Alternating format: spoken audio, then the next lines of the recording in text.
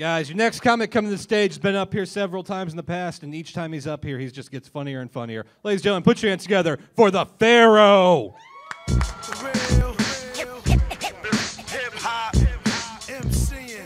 What's good, everybody? What's good? What's good? What's good?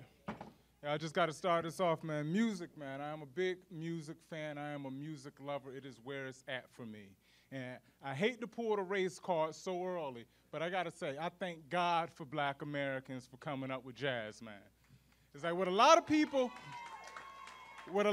don't understand about jazz is that it's the only thing this country has shared with the rest of the world without the expense of a single life, all right? What we do know is that jazz led to blues, blues led to rock, one of the greatest rock bands of all time, Led Zeppelin. Yes, those British bad boys played their asses off, even though they stole their music from black blues musicians. But in the words of Pink Floyd, it's just another brick in the wall. These aren't real bricks. However, black people, we've given up on rock music altogether, you know, and at that same time, Isaac Hayes was doing the Shaft soundtrack, Curtis Mayfield was doing Superfly. White people was jamming too. It was 2003 that I heard a song from 30 years prior from a band called Lynyrd Skynyrd. Name of the song was Freebird. I didn't know what an air guitar was, but I was playing one. A little while after that, I got onto Nirvana. And I'm so far out of the loop, I'm asking people when they're coming out with another CD. A guy pulls me to the side, he's like, hey, bro, you know Kurt Cobain died, right? I'm like, yeah, that's pretty tragic, but who the hell is that?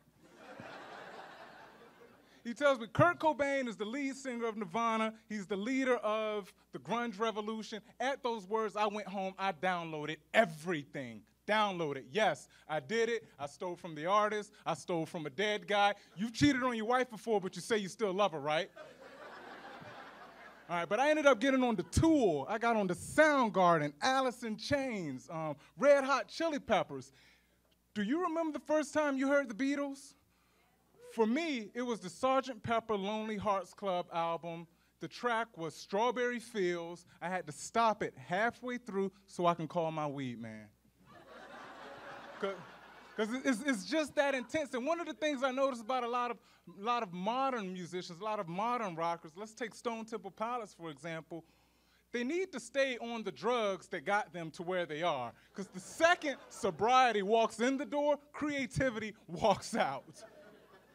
You know, and there's no real rockers anymore. There's no rock stars. There's no rock and rollers like they call it in the UK. You know, nowadays you just have rock bands. And it's like, I'm not trying to really condone drugs, but when drugs come to music, you know, drugs incite the grit in life, the shame and the shine of love, you know. Would you buy a Snoop Dogg CD if you found out there wasn't a single puff of smoke in the studio when he recorded it?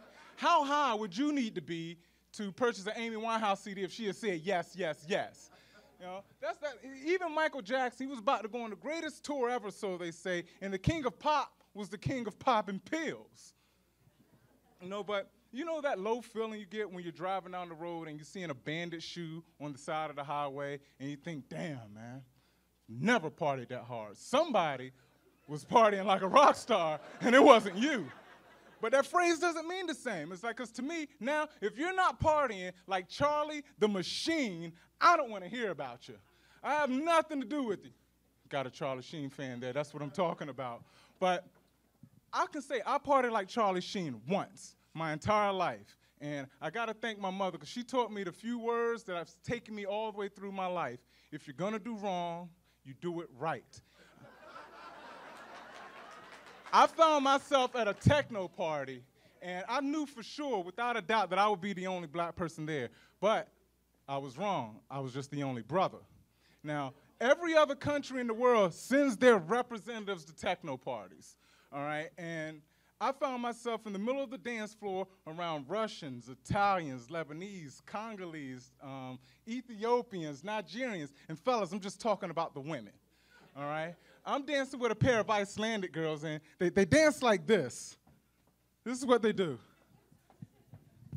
Play with the skirt. Swagger was off, but the body was banging. And she tells me, you want to go party? Me, you, my friend, let's go party. Next thing I know, I'm in a black light lit bathroom doing lines off of nipples, and they're doing lines off my cock. And I just think about my mother. Thank God this is the wrong way to do right.